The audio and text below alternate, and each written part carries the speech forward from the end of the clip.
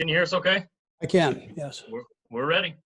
Okay, so just on the injured folks, the good news was that Juan Thornhill was back out there. And so, and he, on a limited basis, we gave him some work, and we're just going to gradually ramp him up.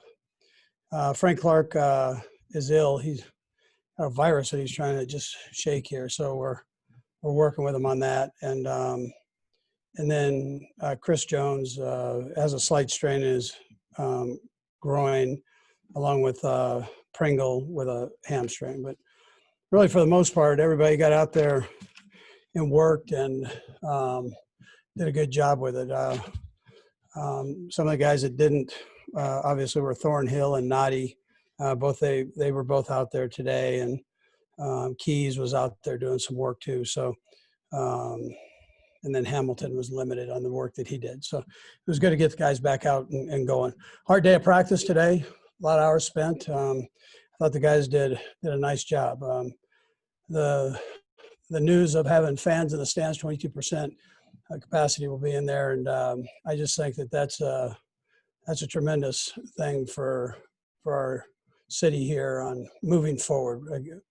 And just like the team and us getting together, there's going to be a certain discipline that's going to need to take place with the fans. I know they'll be ready to do that as they already have been.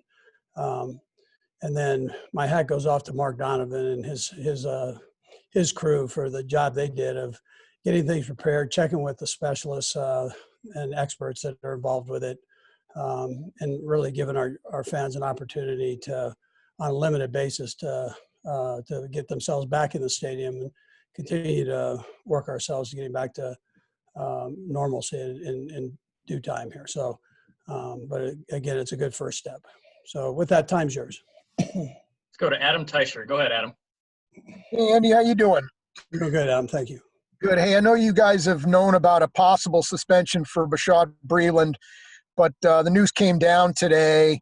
I just wanted to ask you how you feel about your depth at corner to be able to handle that, and whether any young guys have caught your eye, and also just maybe elaborate a little bit on how good it is to have Thornhill back. Yeah, so it's good to have Thornhill back. He was limited today, Adam, but he'll keep ramping up. He sure had a good couple workouts prior to being activated again there. So we think that's a plus. As far as the young corners, we'll see. Time will tell here as we go, but we've got a good nucleus of guys, and it'll all sort out here in the next couple of weeks. And everybody's working hard and getting a lot of reps, which is good. And we should be fine there. Let's go to Sam Mellinger. Go ahead, Sam. Hey, Andy. Good to see you. I know we ask you about these spectacular throws that your quarterback makes all the time, but I'm wondering if there's plays where sort of the ball's in the air and other people are kind of waiting with bated breath. Is it going to be caught? And you're sort of like the baseball hitter that knows it's over the fence and you know that's going to be caught. Like, I'm just wondering if you've seen it enough to be able to predict it like that. Yeah. Well, I have seen it, and my advantage is I know where the guys are going and kind of what the secondary is doing. So I can normally tell when it leaves his hand whether it's good or bad, and I trust him because he's got tremendous vision. And he makes good decisions. So he's not going to do something to hurt the team by throwing interceptions. I mean, that's just not his deal. So he when he moves, he's aware of what's going on, what the situation is of the game, which all become important, down and distance, and obviously field position. Time's yours. Excuse me. Go ahead. Let's go to Sam McDowell. Go ahead, Sam. Hey, Andy. Yeah. When you guys when you talked with Brett and his group about this offseason, it seems like to get this roster back, it required cooperation from the players as well, at least a few guys, especially financially. What gave you guys confidence you would get that cooperation? What do you feel like it reveals about your group that you did? Yeah, well, it's a good thing that we were able to get them back. You never know going into the offseason how that's going to work out. But obviously guys wanted to be here, but at the same time, Clark Hunt gave Brett the opportunity to go get the guys, and I thought that was, that was important. And Brett and his crew, I thought, just did a heck of a job with it. And, and then there's a want to. The guys, they want to be here, and they know they have an opportunity to, with hard work and working through the process, to be a good football team. Let's go to Sarin Petro. Go ahead, Sarin. Coach, I'm curious, you were talking about how you know the routes and where it's going, and maybe the throws are a little bit more predictable for you, but you're obviously, and I think you've discussed it, and Patrick's even said, 2, 3, 4 years from now, when he really has it all down, he in that one LeBron James show, we talked about being able to see the whole field and how Peyton Manning and Tom Brady have those reactions. But he is evolving, right, as he comes along. So do you have to evolve with him? Do you, like, instead of maybe a play that has one option on where you want to go, do you have more, more plays that give him more options and put more on him as he progresses? Yeah. So I hate telling you this, but I'm not sure we have one play that has one option. So it's normally there's 3 of them, and anytime there's 3, it's it obviously keeps pressure on the defense as long as you're reading it the right way, and normally is good versus just about everything. So. That's Pat's got a good feel on that. He reads quickly and accurately, and he's got a good listen. He's blessed with great vision. That's the thing I keep coming back to you with, is he sees, and he has a mind that is decisive with decision making. So, and for the young guys out there, kids that are trying to be quarterbacks, nobody works harder at it. Nobody studies more than he does. So. He's blessed with this, but he also works tremendously hard at the job. Let's go to Nate Taylor. Go ahead, Nate. Andy, I have 2 questions for you. Several guys have mentioned that even as you adjust this camp for to keep everybody safe, it's still a rigorous, fast-paced, camp. I'm wondering, how do you feel like you've been able to sort of define camp and refine it so that guys always feel like they're working constantly during practice? And then secondly, because of your tight end situation right now, Nick Keiser's getting a lot of reps alongside Travis Kelce. This is his 2nd year in the system. Just what have you seen from him so far, that if he is asked to be in that role on opening night, that you guys feel comfortable with what he's given you? Yeah, so Nick's doing a good job. He's getting better every day. He's a smart kid, tough kid. He's got a good mentor there with Trav, so he gets to see it done the right way. And so I'm asking all those guys, just try to get yourself better every day, work through it. We ask a lot out of that position, both in the run game and the pass game. And if you're not focused in every day that you come out and discipline, then you're going to take a step backwards. So they've done that. They've done a good job with it. Nick being one of them there, that's I think is really working hard at getting himself where he's one of the guys. Let's go to Matt Derrick. Go ahead, Matt. Hey, Coach. Rick Gosselin wrote a piece this week making the case for Mike Holmgren for the Hall of Fame, and I know you're supportive of Mike going in. Just curious, what would be your pitch to make for Mike being a Hall of Famer?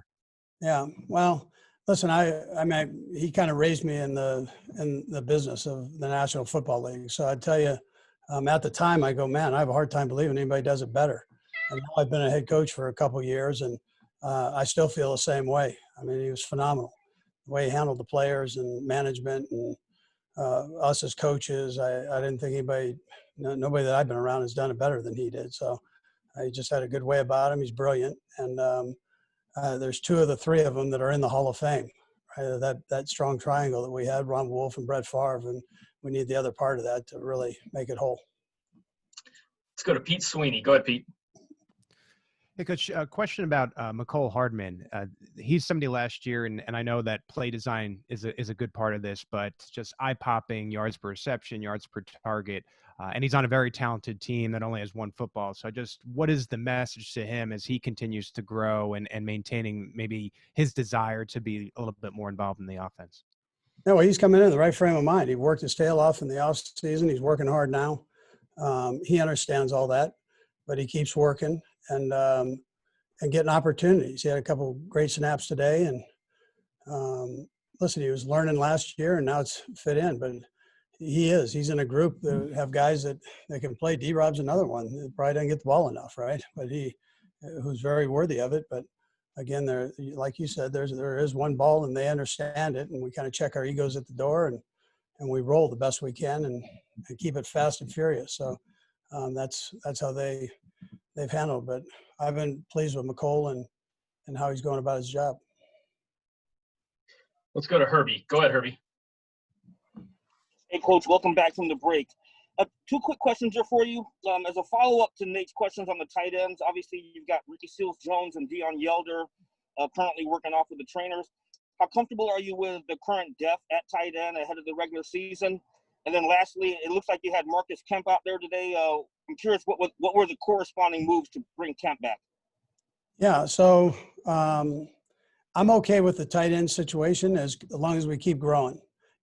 And Herbie, about the break, that's almost as bad as me saying times yours twice, but that's okay. There's not much of a break yesterday, Herbie, unless you're counting lunch. I had lunch. That was good, right?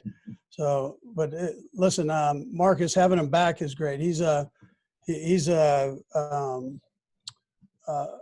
great kid, and I'm so glad that he's back now because he was playing the best football he'd ever played since we've had him here when he got hurt, and it was a shame that happened, and now he's getting a chance to come back. It looks like he's worked his tail off. We worked him out yesterday, and he did a great job with it. So he needs to get himself into football shape as he goes, but he took some reps today and did a nice job with it, and we'll just see how it goes. But we need depth at that position. You know that there in the secondary because they do quite a little bit of running. Looks like we've got three more hands up. Let's go Steve, Seren, and then Nate to close it out. Go ahead, Steve. Hey, good morning, Andy. With no preseason games, as you guys ramp up to full speed game-like situations, would you have a number of guys that are trying to go all out full speed to make the team? Is there a message, or will there be a message to keep your key guys safe? Yeah, well, we always try to do that because, you can be a great coach if you don't have your players. I mean, we're all in it together. So we try to keep bodies off the ground, do those things that are important, play hard and play fast. But try to, we're not taking cheap shots on each other. We're not doing that. We're trying to stay away from collisions on the back end, bodies on the ground, with the bigs and that. So, as long as, if you just watch our veterans practice, they kind of know how to do it. So I tell the young guys that. See how they do it. They're moving like crazy, but you don't see guys flopping around on the ground. Let's go to Seren. Go ahead, Seren. Coach, I'm curious, kind of on your the subject of your secondary, Tyrann Mathieu and his ability to do so many things, to cover the slot, to play center field, to do all that. I'm just curious, for you as an offensive guy, when a player like that, what kind of challenges does it present? And with the conversation about Breland, how much does he help cover up when you are down a couple of guys? Just offensively, your view of it, but then defensively, maybe what he brings for Spags. Yeah, well, I mean, we're using Tyrann in a couple different spots, but he easily could play corner. Not that we're doing that, but he has that kind of coverage ability, right? So when a guy comes in to play that position outside, he knows exactly what that guy has to do to work in that spot, and he's able to communicate with him. And he does that quite a bit. I mean, you hear him out there talking, and he knows everything that's going on. He's got a full understanding of what Spags wants. He's really an extension of Spags on the field. And for Steve, that becomes so important to have that guy. And so he's able to kind of get everything right in the secondary. Plus, he's got great instincts at the safety position, nickel position. He just knows how to do that. And he has great anticipation, very, very football aware on things. So sharp kid. Let's go to Nate to close it out. Go ahead, Nate. Hey, Andy, just wanted to follow up. Over the years, just what have you identified that ensures that guys practice hard in training camp so that they can be prepared for opening night? Just what have you sort of found that makes sure you get the maximum effort for guys during training camp? Yeah, well, first, Nate, I mean, normally if guys practice fast, they normally stay relatively healthy. I mean, it's when somebody's not doing that, and then somebody trips over somebody, falls down, and then you got a problem. I mean, that over the years, you see those things happen. So it's important that the guys are moving and trying to move at the same speed. And then it gets you prepared. We don't condition after practice. That's not what we're doing. We're not lining up and running sprints. So I ask them, listen, condition during practice. We'll keep you watered down, so we're not playing, the no water game. We try to keep them hydrated and ready to go. But we know in games you got to be ready. No more important than this year. I mean, you got to go into a game and without any pregame or a preseason game. So you got to keep your tempo up and get yourself sharp. And the guys believe that. So, they fly around. They remind each other, which is important. And so the coaches don't really have to do it. The players can give each other a heads up on, let's go. I mean, it's time to roll. You're a little tired. Let's go. Coach, we appreciate you. Thank you. Okay. Thank you, guys. Appreciate it.